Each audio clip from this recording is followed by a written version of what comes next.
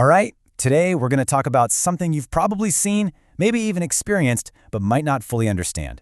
It's a skin condition with a pretty famous nickname and a whole lot of mystery. So have you ever looked in the mirror and just noticed these splotchy, kind of dark patches showing up on your face? If you have, trust me, you are not alone. Now, this type of hyperpigmentation has a proper clinical name, but you've almost certainly heard its more common nickname. Yeah, we're talking about the mask of pregnancy. Now that name makes a ton of sense because of its super strong link to hormonal changes. But, and this is a big but, pregnancy is not the only cause, not by a long shot. Okay, so let's get into it. What exactly is melasma? Okay, so here's the deal. Melasma is basically a pigmentation disorder. What that means is the cells in your skin that make color, they're called melanocytes, they just kind of go into overdrive. But what really makes melasma, well, melasma, is the pattern of these spots and how they act. So how can you spot it? Well, there are a couple of big clues. First, and this is a key one, is symmetry. If you get a patch on one cheek, you'll probably have a matching one on the other side. And it has this weird rhythm, right? It gets darker in the summer when you're out in the sun, and then usually lightens up a bit in the winter. Now, I want to make something really clear. Medically speaking, melasma is totally benign. It's not harmful, it's not contagious, none of that. But, and this is so important, because it shows up right there on your face, the emotional side of it can be huge. It can really affect how you feel. Okay, so knowing what it is crucial. But you know what's just as important? Knowing what it's not. And this is why getting the right diagnosis is everything. Seriously, if you use a treatment that's meant for, say, regular sunspots, you could actually make the melasma angry, and the patches can get even darker. So yeah, you don't want to guess.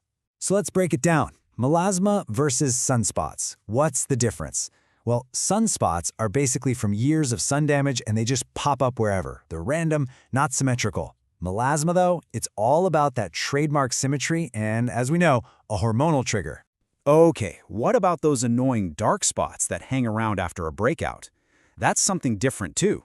It's called post-inflammatory hyperpigmentation, or PIH for short. The key difference here is the cause. PIH is from some kind of trauma to the skin, like an injury or inflammation. Melasma, on the other hand, that's an inside job, triggered by hormones. All right, let's get to the root of it. What are the main triggers for melasma?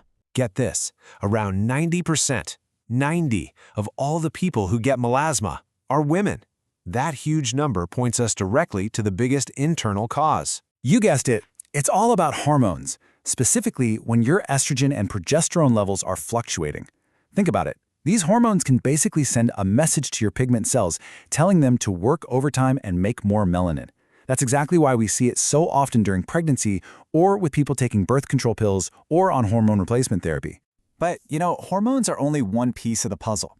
The other massive player here is the sun. In fact, dermatologists call sun exposure the principal trigger. It's like the spark that lights the fuse. It can kickstart melasma from scratch or make the patches you already have way darker. But wait, there's a twist. For the longest time, we all thought, okay, just stay out of the sun, block the UV rays, and you're golden. But it turns out the story is way more complicated than that. Newer research has found some other kind of surprising culprits. So get this, it's not just the UV light we're always warned about. That blue light coming from your phone, your laptop, all your screens, that's called high-energy visible light. And yep, it can be a trigger. And it doesn't stop there. Even infrared light, which is basically heat, think saunas, hot yoga, even just a super steamy shower can play a part. Okay, so with all of these triggers literally everywhere, from our hormones to our phones, what are you supposed to do? What's the next step? All right, the single most important thing you can do is this.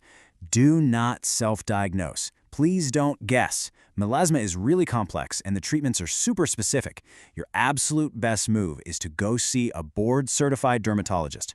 They can give you a proper diagnosis and create a plan that's made just for you. Look, just understanding what's really causing these changes is the first and honestly the most powerful step you can take. Now that you know about the triggers, everything from hormones to the light coming off your screen, you are so much better equipped to take charge of your skin's health. So the only question is, what will you unmask next?